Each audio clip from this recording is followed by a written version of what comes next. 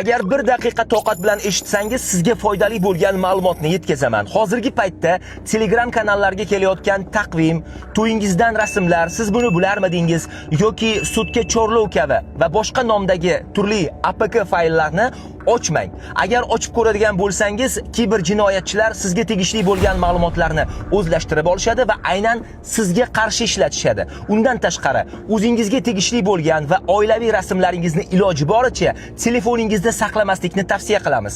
Ayniqsa ayollar ochiq-sochiq holatdagi rasmlarini saqlaganlari oqibatida buni kiberjinoyatchilar o'zlashtirib olib, shantaj qilishyapti. Toshkent shahar Ichki ishlar bosh boshqarmasi Sergeli tumani kiber xavfsizlik bo'limi xodimlarining aytishlaricha, aynan mana shu masala bo'yicha juda ham ko'plab murojaatlar qabul qilinayotgan ekan. Bu videoni esa maksimal darajada tarqatish orqali foydali ma'lumotni yetkazgan bo'lasiz. O'zingizni ehtiyot qiling va hamisha to'ppa to'g'ri salomat bo'ling.